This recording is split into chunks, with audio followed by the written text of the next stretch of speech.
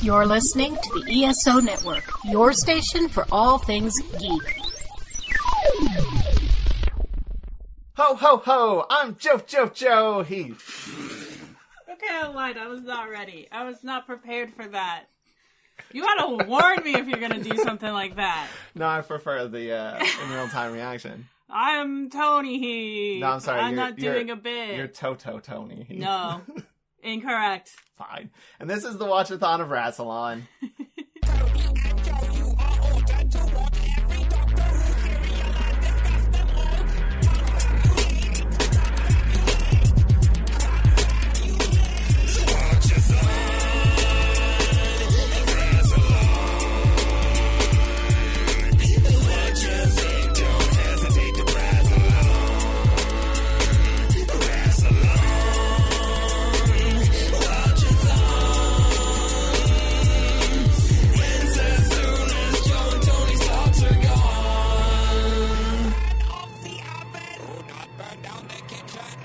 Today, we're going to be talking about Runaway Bride, which was released on July 30th, 1999, grossing $309.5 million on a $70 million budget.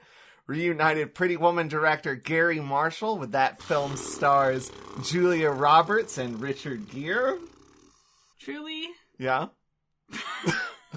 Alright, fine. We're talking about The Runaway Bride, a Doctor Who Christmas special that aired between the second and third series of Doctor Who on December 25th, 2006. True facts! And we have a guest with us. I don't know why I said that like I was annoyed. You like you don't want him here! I'm just annoyed that you didn't like my Runaway Bride bit. I'm Well, carrying that over. don't take it out on our guest.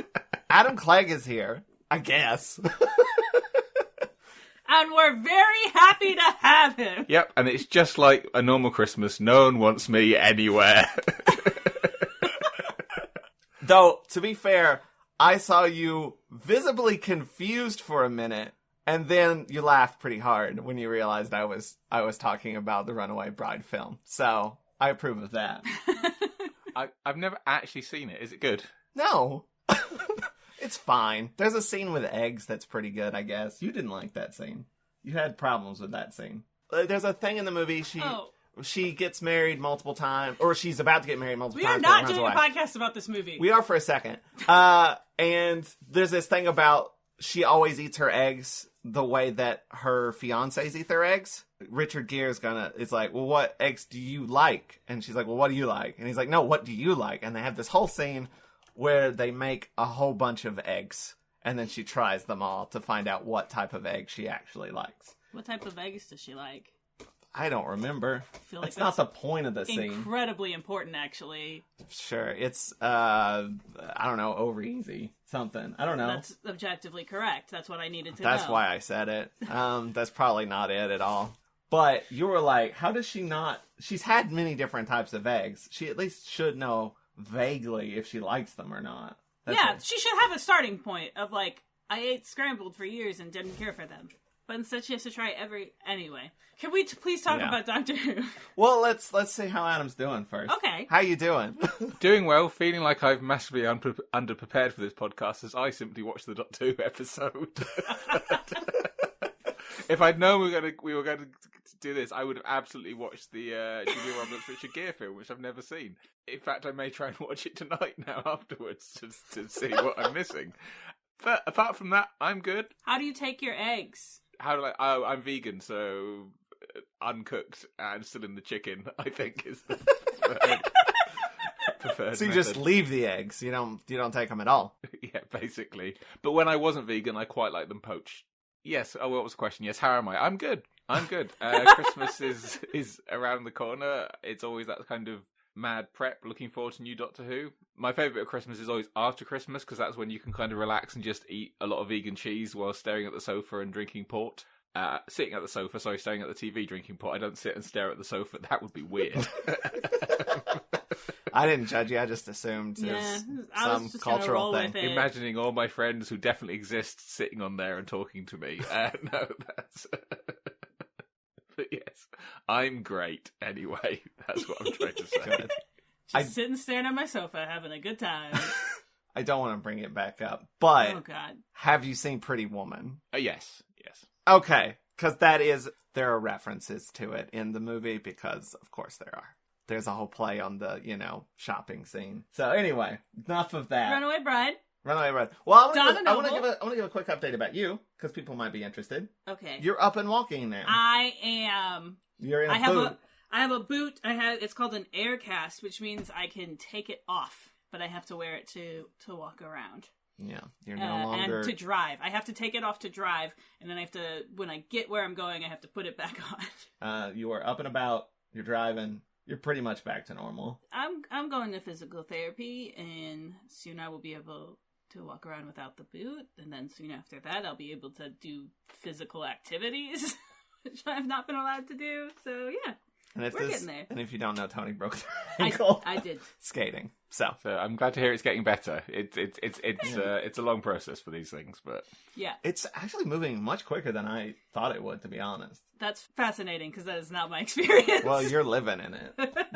You're living. To me, it's very slow. All right, now we can talk about Doctor Who. Thank you. Unless, do you have any more thoughts about Richard Gere? I wrote an article about Richard Gere once. Mm-hmm. I ranked all of his films from worst to best. That's so interesting. Yeah, for Looper. I don't remember where Runaway Bride came in, but I didn't watch all of them. Has he retired? Like, he's not turned up on any prestige TV series, which a lot of his contemporaries are doing these days. So, like, is he still acting? I don't know. I wrote that article and I can't remember anything I said about him. So I think he got into some, like, political trouble at some point. Like, he made some comments and then I think his, like, career kind of leveled off a little bit. But I think he's probably made something recently. I don't know. Hey, what's your title for this? Okay, episode? yeah, let me do my alternate title, and I will do a summary, and then we'll talk about The Runaway Bride. 7 minutes, 26 seconds. It'll be less than that, because I edit these things. All right, here we go.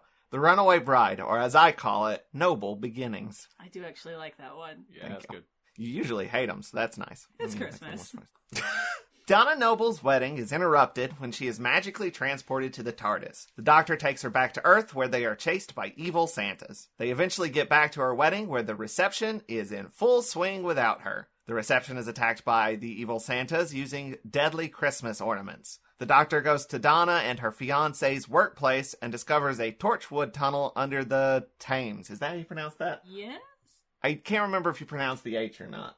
I don't think so. I think you did it right. Yay! He also finds a giant spider lady called the Empress of the Racnoss. We soon learn that Donna's fiancé Lance was secretly evil and prepping Donna to be a sacrifice. But when the Doctor and Donna escape, Lance is used as the sacrifice instead. After a brief trip to the origins of the Earth, the Doctor and Donna return, and the Doctor drowns all of the Empress's newborn babies. The Empress tries to escape, but is blown up in her big Christmas star spaceship. Donna has to drag the Doctor away, and then he asks her to travel with him, but she says no thanks. Give it a season. That is my summary. Did I miss anything important? Pretty solid. You missed the debut of one of the most important characters in Doctor Who, which is Nerys. That's true! She is also there. I always forget we actually see Nerys in this. I always kind of, in my head, I always have Nerys as being like the kind of joke character, like Maris in Fraser that we never see, but actually we do meet her in this. Honestly, I also forgot too. that. When she showed up on the screen, I was like, oh, that's Nerys! I guess we also meet Donna's mom too. Yeah. You know who we don't meet? Wilf. He'll show up before he becomes her grandfather. Yeah. So there's a lot about Donna Noble that I feel like was accidentally stumbled into. Let's just bring that back and then connect them. Because they did sort of lampshade why he wasn't at the wedding, I think. But I don't remember. At some point there was a throwaway line about it. Yeah. And I think they brought him in to replace Donna's dad, the guy who played him had passed away. Yeah. So what do we want to talk about first? I love Donna Noble so much. I do too. This is one of my all-time favorite companions. And also this episode has a fantastic monster. I love the Racnoss. This is Doctor Who really in one of its imperial phases. It's absolutely RTD settled in, it's back, it's just go for it. I was really happy when I knew I was coming to talk about this, because this is probably my favourite RTD Christmas special, and it's also for me the platonic ideal of a certain type of RTD script where he's doing big family adventure but with lots of character moments and a kind of sadness underneath. It's not the only type of script he does well, obviously, but this is like the big crowd pleaser, but with depth that he can do so well. I do think it's interesting because a large part of this is just like comedy run around stuff because you got Catherine Tate and that's what you do. And then the end of it is a lot more, you've built up all this comedy and then you kind of have a dramatic resolution to everything, gut punch. which is nice. What's really interesting is, because I guess I don't know in America if she'd been known at all back when this originally aired, because over here, she was known as a comedy actress, and she definitely had around this time the Catherine Tate show, which was a sketch show that she did, and she had a couple of well-known characters. There was Laura, the schoolgirl was like, I'm a bothered, and there was like Nan as well that she played. Out of all the sketch shows at the time, it wasn't actually particularly amazing, and it wasn't 2.2 that I really started to appreciate how good she is as an actress. I have a distinct memory of when she appeared in the TARDIS at the end of Doomsday, and everyone was like, is that Catherine Tate? And then, obviously, it was. And I find it really interesting, the kind of structure of it, because, for like the first, everything up to the motorway chase, she's very much like a full-on comedy Catherine Tate show style character. And then it's that scene when they're on the roof and they're talking, and it's a calmer scene. And that's when you really start to see Donna as we know her, and that relationship between the two of them. And throughout, RTD just keeps adding these little layers that it seems really obvious now that she came back. It wasn't at the time. Like, I remember when they said, oh, she's coming back, I was like, I don't know if that would work. I was a complete fool, but, But yeah, it's fascinating I think what she's really good at, and I thought this again during the 60th anniversary, she knows exactly when to push something for a comedy purpose, but also when to pull back. Like, I always say her line in this to Lance, "But I love you," is one of the most heartbreaking moments. She's so quiet when she says it and just defeated. And she just, she always knows how and when to push things and when to pull back. And not to mention, like, I think out of all of David Tennant's companions, they have just the best, like, chemistry. Not, like, romantic necessarily, just they play off of each other so well. They're on even footing in a way that I think nobody really else is. I think the scene where they are on the segways going down the tunnels and just Donna has that moment of like, this is absolutely ridiculous, and they both start giggling. I feel like that is like the core of their dynamic. Yeah. I mean, actually the core of their dynamic is in Fires of Pompeii, but I won't start talking about that. I really love this character a lot.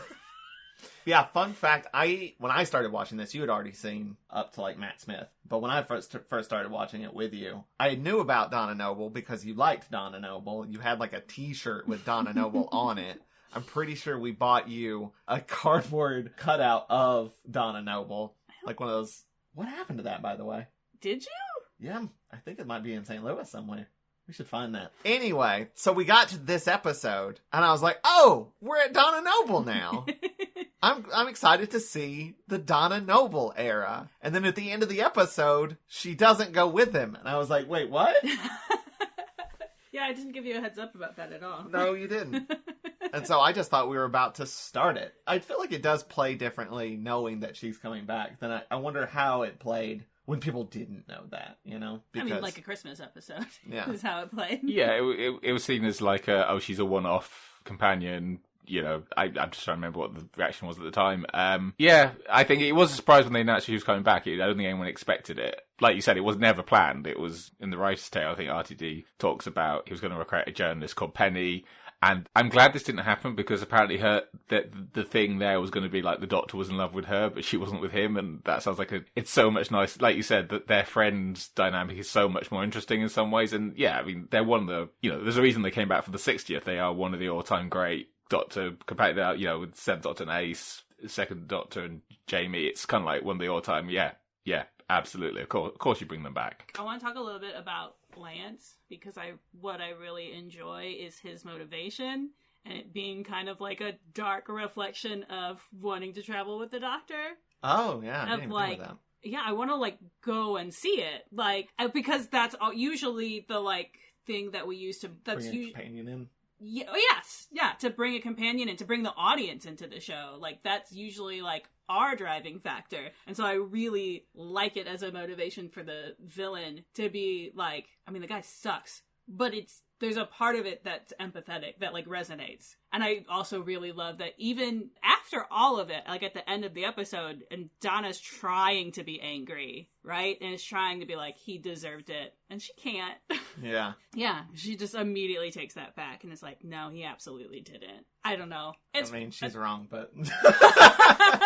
I think it's very sweet. Donna Noble's a better person than I am.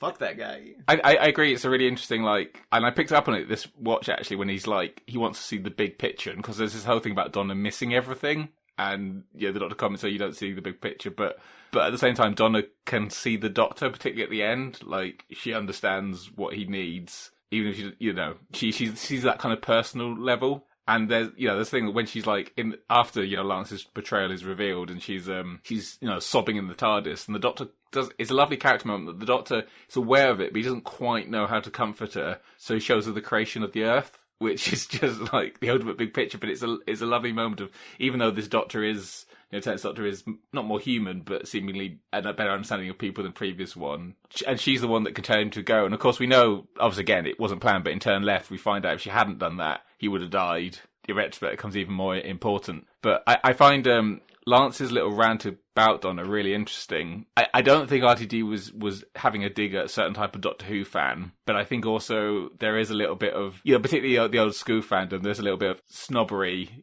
about people who engage with mainstream culture, because there's this weird idea that Doctor Who isn't. It comes from, like, obviously the 90s and stuff, but Doctor Who was always, like, mainstream. Like, it was weird, but it was, like, it was shown on Saturday nights. It was always on BBC One. It was never BBC Two, which is where they used to stick the Star Treks and things. I always say the thing about RTD is RTD came in and basically went, no, of course this can be a big family show again. Whether virtually every other pitch you ever hear was very much aiming for BBC Two, and he's like, no, BBC One on Saturday night. Of course it's got to be there. And that kind of, Lance is sneering about X Factor and things. I think he's recognizing that a certain, and I'm going to include myself in this. I particularly as I was probably in my mid-20s when this came out. It's just like, oh, I don't watch game shows. I don't do that. I watch serious intellectual programs like this show about a blue box who travels through time and space, and this man who fights dustbins.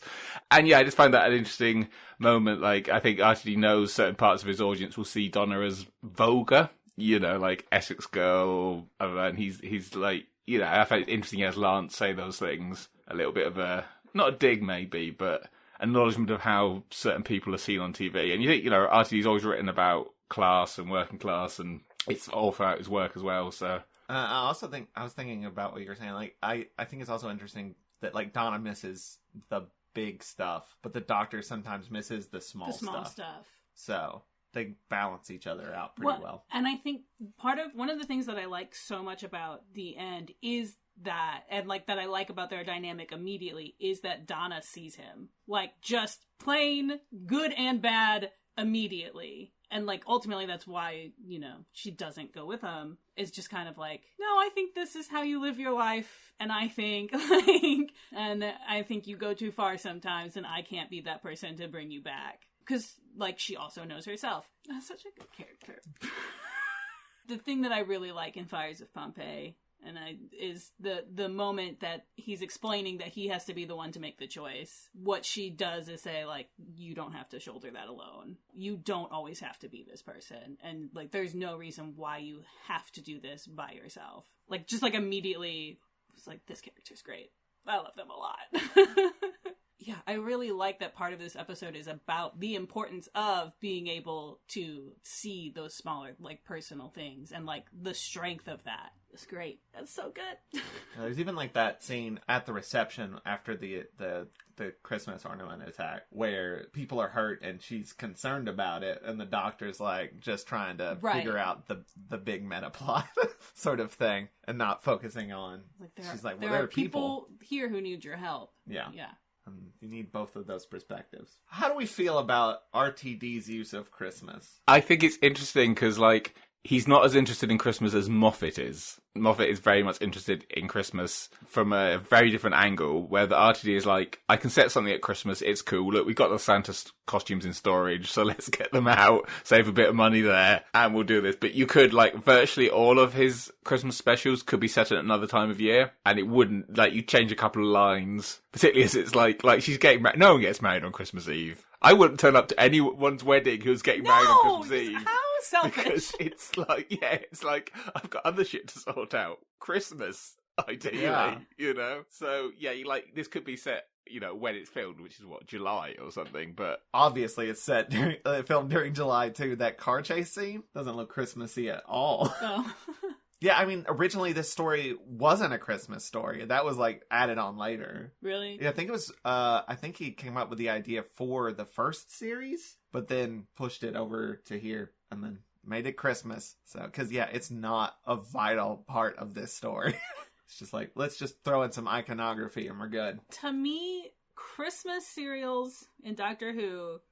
You're so classic. Doctor Who now, you said cereals. I know. This is what you've done to me. This is your fault. They really, really ride the line between, like, the right amount of camp and too much camp. And sometimes they veer too much one way. And sometimes they just stay right on that line. And you're like, I don't know how they're performing this balancing act. Sometimes a Christmas tree kills someone and you're like, I think that's just a little bit over. I think we've crossed it. I don't know. I can't tell. I don't know anymore. Because we have, I think, 3 major things in this episode, which is the evil Santas, the Christmas ornaments that explode, that blow up the thing at the end, right? Yeah. And then the big star ship thing, which is the most ridiculous out of all I of actually love the starship the most. Really? That's the one that annoys me the most. Here's the really crucial part about the ship. It looks cool as hell. I mean, that's fair. If it didn't look cool as hell, then it would be too much. That's the crucial bit that keeps it from crossing that line. See, for me, it's like the Santas and the Christmas ornaments make a kind of sense because they're just infiltrating, you know? They're using the iconography to sneak in weapons or whatever. The big starship... It's that because it's Christmas and there's literally no reason for it. It's that for a writer reason. Yeah. Yeah. But it's fine, I guess. Those Santa robots are so prepared that one of them's driving a taxi around constantly just in the chance that Donna Noble flags it down. I don't mean this as a criticism, by the way. I don't mind. That kind of stuff doesn't bother me. Just this time I was watching it going, what are the chances that one of them was just driving a taxi in the fake hope she'd get in it? I was like, it doesn't matter. Do you think he stole the taxi, or do you think he, applied for a job, got his license?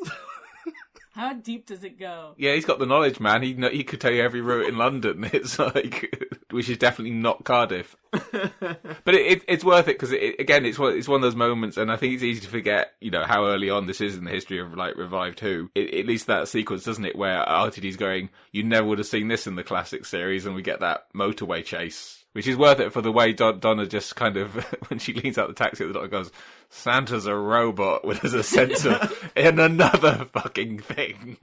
I do know some people who have issues. Name him! Alan Call Seiler. him out! Alan Seiler doesn't like seeing the TARDIS fly around. It disappears and reappears, and RTD keeps making it fly around. Here's the thing that I really like about it in this episode, is that they make it very clear that it's not supposed to do that. Doing that specifically breaks it a lot.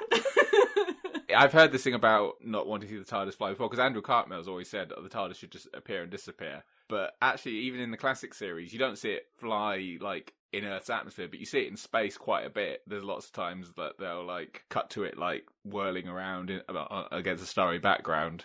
But it is it's a controversial thing sometimes. I think it does one time land on Earth. It's twirling in the air and it lands. I think in a second Doctor serial. Yes, I want to say maybe Fury from the Deep. Yeah, I think it's Fury from the Deep. I think, you see it kind of come down. It's one of these things that I think people forget it took a very long time to decide exactly how the TARDIS lands and what sound it makes. Like, it took years before anyone just went, this is what it does, with any kind of consistency. Because it'll be consistent for a few stories, and then suddenly it'll be like, and then it goes down like that, and no one cares. Because it's really just a vehicle for getting from story to story. Yeah. The ship itself was never important. Watching it again, I was surprised. Like, the special effects for that hold up. It looks really good. Just sort of bouncing around the cars and everything. It looks pretty seamless. I'm surprised. I was expecting it to look cheesy, but it looked good. Yeah. The effects in this one are pretty good throughout. Like, the Racnoss could turn up now, and on the game, you wouldn't have to update that costume. It's not a Sea Devil. You can pretty much keep it as it is, you know? I think the Racnoss is underrated. I think if you did the Racnoss now, they would probably have it move around more than just standing in kind of one spot. I mean, that's fair. But, yeah, it does look fantastic. Is it a puppet, the lower part? I'm pretty sure the whole thing's practical, right? Yeah, I've seen it. They had it at an exhibition, probably the one they had at Cardiff for ages, but I think some of it's operated like a puppet, you know, like the actors kind of in the front section. Presumably got people with sticks moving up and down. Probably a little bit like the Goblin King, actually, from Church Row, similar thing, but with a human being kind of stuck at the front. Nowadays, they have the puppets and then put a little bit of, like, CG tweaking to liven it up a little bit. Yeah. She's clearly got, like, a prosthetic in her mouth. Yeah. But I like the way that she just uses that. Like, it doesn't seem like a hindrance. It seems like a character choice. Yeah, that's smart. Yeah. It reminds me of, like, the first episode of Buffy the Vampire Slayer. There's the one friend that gets turned into a vampire, and when he did the same with the teeth, he's like, I have a lisp anytime I put the teeth in. So he just gave his character a slight lisp. And it's like, so that way it'll be more consistent when I turn into a vampire. And like, that's pretty smart. Yeah. Doesn't explain why all the other vampires have lisps. But that one guy. That one guy. Really Makes put sense. a lot of thought into it. Eric Balfour. Yeah, I love that design so much. How do you think it compares to the time they also did it in the 13th Doctor era? They did a very similar spider lady creature. Yeah, it was the Nicholas Tesla one, right? Yeah. I haven't gone back and rewatched anything from the 13th Doctor era, so I'm a bit vague. But I remember being annoyed while watching a Chris Chibnall episode. Who would have thought? To be fair, no, that wasn't written by Chris Chibnall, but the fact they never mentioned the Racnoss one, I'm like, you're blatantly, like, it's just a slightly different colour and talking almost the same. Why? At least I was suspecting they're related to or they're distant cousins of the Racnoss, but there was just nothing said. And I remember the episode ended, I was like, and the Racnoss? And the Racnoss? It was like, I used to joke that, Chibnall was just trying to recreate the RTD era. I didn't think he'd be quite so like, I'm just going to nick this whole design and never mention this, I feel like the Chibnall era is that, and also like, what if I did that season I didn't like of Classic Who, but did it the way I want to do it, but also didn't know what to do with it either? Well, that's the thing that I don't want to get too much into Chibnall. Well, I don't want to get too deep into criticizing real life people, but But the thing that baffles me is, because I do think you're right, I think a lot of it is, like, I want to, like, fix the things I see as wrong, right? Like, I want to do this season, but correct. What I can't figure out is what that means to Chibnall. Because it's so very different from my own perspective. Yeah. I can't figure out where it comes from or what it's based on. Trying to do? Yeah. That's all. Yeah.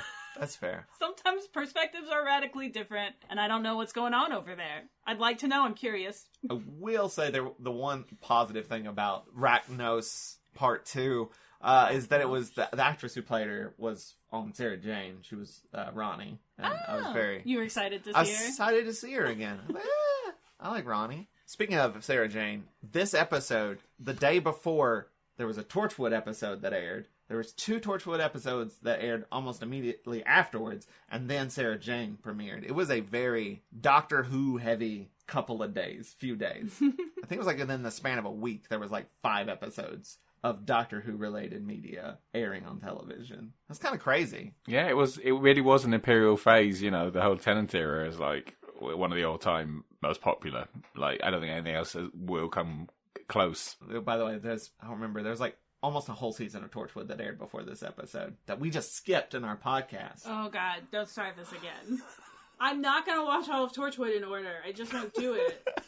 I've still got quite a few episodes of it I've never actually seen. I have the box set, and I've watched it, if you're like, oh, PJ Hammond wrote that one. Okay, I like Sapphire and Steel, that kind of thing. And like, yeah, I'll watch that. And then it's like, yeah, I could watch the rest.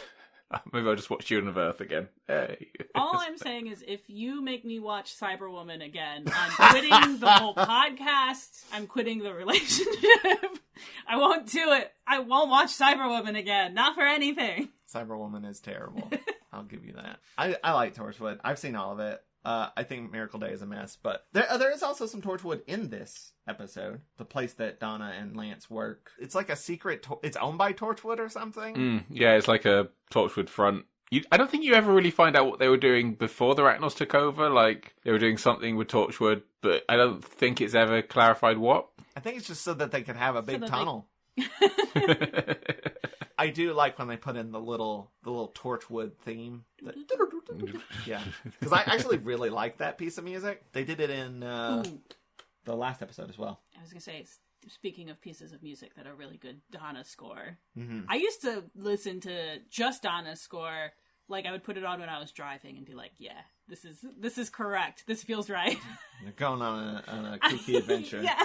I used to do that and master tape. It was on the soundtrack, but I don't even know if it was used in the show. I don't know. But I really liked it. I'm going to listen to it as soon as we get done doing this. Speaking of music, there is a song made for this episode. Love Don't Roam. When they're at the wedding reception and the doctor is having his rose flashbacks. That whole song was created for the show. It did seem really relevant. It's a banger. It is a banger of a song. Which is, I guess, a Christmas tradition, because there was a song made for the last Christmas special. I think it's called Song for 10, which is the music that's playing when he's, like, getting his outfit in that one room of the TARDIS we never see again. And there's one in Voyage of the Damned, not sung by Kylie Minogue, which always felt like a bit of a mistake. But... Seems like a missed opportunity. Is there just one every Christmas? No, there's not one in the next Doctor. I would love them to put in a jaunty pop song into End of Time, but I don't think there is. Maybe for the scene where Tennant falls through the window and crashes on the floor, you could just catch the Master listening to some tune on the radio. Song for the Master. How do you feel about the lingering ghost of Rose in this episode? I do. I think what's, I guess not funny, but like, it's constantly remembering, like, that literally just happened. Yeah. It's not like any time has passed. It just happened. This man has not had time to process anything. I mean, there was a little bit of time when it happened, because he had to find that thing. That's true. But it is literally the last conversation just happened. Just happened, yes. But him losing her to that universe probably been a minute. He's probably had at least some amount of time to get some amount of closure or deal with it. That single tear hadn't even settled yet.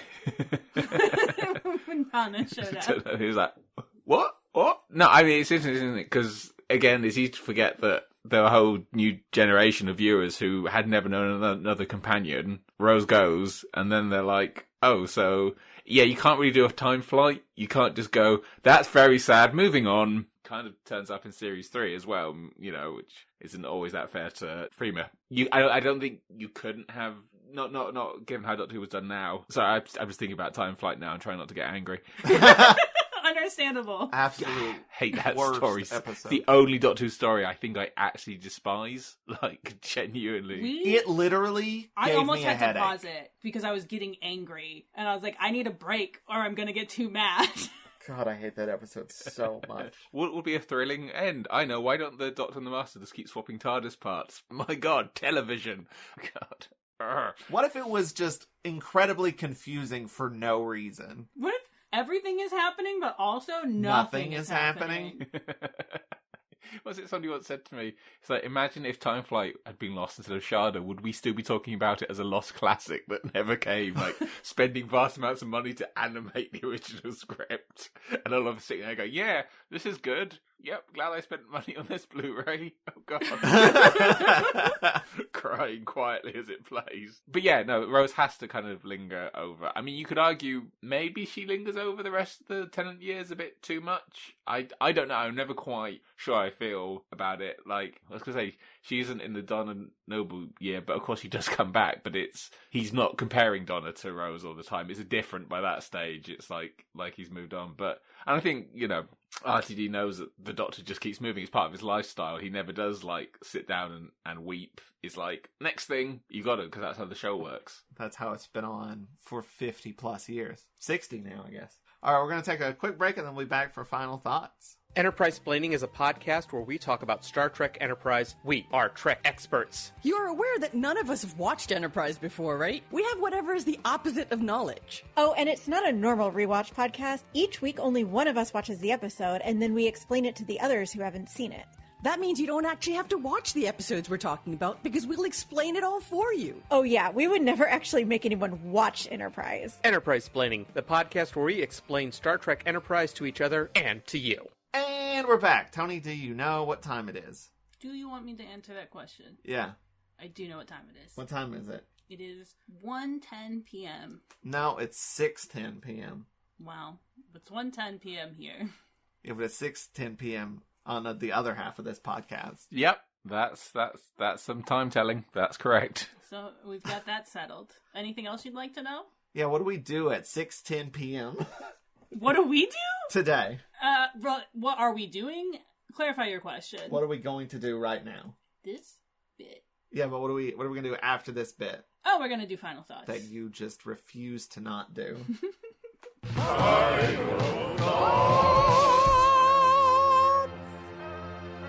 Like I said, I think for me, this is definitely, as I said earlier, kind of the platonic ideal of a big RTD crowd-pleasing episode, which also just has this plenty of good character moments, and it is never just surface. There's always things going on underneath, but also at the same time, it's a big fun adventure with a big spider, robot Santa Clauses.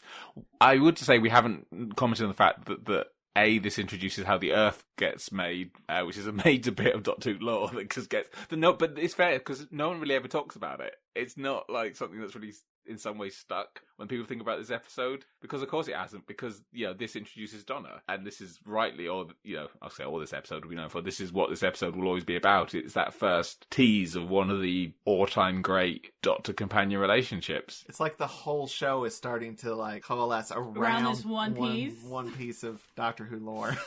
But if you told me when I was watching The Runaway Bride back in 2006 that when I was watching the Doctor Who 60th anniversary, Catherine Tate would be back and I would be fucking delighted by it, I probably wouldn't. I would just be like, what? No. But yeah, it's great. Like I said, if you want to give somebody a taste of the RTD era, I think this is an episode to do it with. It just works. It just works on every level. I agree, but I did just remember one singular thing I did not like about this episode. Okay. There is a moderately transphobic joke towards the beginning of this episode. Oh! You're not fooling anyone, mate. Someone says that to Donna. To Donna, yeah. They think she's in drag. Though I do think there's a way to make that better, and RTD didn't do it. Because there is the moment in the 60th, was it Star Beast? Where someone dead names Rose. I wasn't a big fan of that. But what they should have done is just had someone say that same thing. Say that same thing. You're not fooling anyone, mate. But then, there is, addressing how that's shitty. And then it would be, a reference and, sort of a circular sort of thing. Yeah, I don't think anyone was going to do that in 2006. Very different time in some ways. Less awareness, even on RTD's part. And to be fair, he's thinking drag then. I don't think he would have he would now make the trans connection, absolutely. But then he is literally just thinking drag queens. Yeah, so I know what you mean, but it's one of those odd moments that just reads very differently. I mean, God, no, you wouldn't have talked. You haven't done it yet, but have fun with Shakespeare Code, guys. Oh, it's been a minute. Oh, yeah, I can imagine how that's going to be awkward. I haven't seen that in a long time. Well, I mean, there's been a couple of moments of that. I was completely shocked in the Christopher Eccleston episode where Rose calls him gay. I was like, oh. I mean, I remember being surprised at that at the time. In 2005, I was like, huh. Oh, okay. But I think, I don't speak for him, but I expect RTD was just this is something that kids do say. And he was right. Like, it was, wasn't a great time in many ways. Like, you look back and go, oof. He's talked about it before, and that's essentially what he said, is like, yeah, I was writing the way this character would speak, and it's like, yeah. Well, that's the same thing he said about the dead naming as well. Yeah. In, Star Beast. So it's just like, well, that's how people do it. All in all, though, this episode is amazing, and I really liked it. I liked it the first time I saw it, and I was like excited to see more Donna Noble. Like, I feel like there are a lot of people that thought Donna was kind of annoying in this episode, and there are definitely aspects of that, especially with the sort of like almost borderline stalkery, marry me thing is probably the one aspect that's a little but like it gives her a place to grow from, and like there's just so much in this episode that is just like I can see why they brought her back, and I'm glad they did. Yeah. So this is it's a great episode. This is an introduction of one of my all-time favorite characters. Donna's mom? Yes. Okay. Donna's mom. Nearest? Neris. Yeah, I love this episode a lot. I think instantly it becomes clear, like, these two characters have a very, like, good dynamic, and they are fun to watch together. That's why they bring her back, and that's why they bring her back again. That's why we have bi-generation or something. So, it's a solid Christmas episode in that it rides that line just the right amount of camp. It's always on the right side of that line, I think. I like the big starship. I think it looks neat. I like the big spider. I like that Santa's a robot. I like that Donna turns him down at first for like writer reasons. Like we didn't know this was gonna happen, but also like I don't know, I like that as a character moment. I think gives her time to become her own person. Yes, before she teams up with the Doctor. Yes, exactly. Like I feel like she's one of the few companions who like fully knows what she's getting into before getting into it, and says so. She's like, I think this thing is going to, I don't think it's always great, and like has time to like think about that decision and like really purposefully make it, and I like that a lot. This is a solid episode.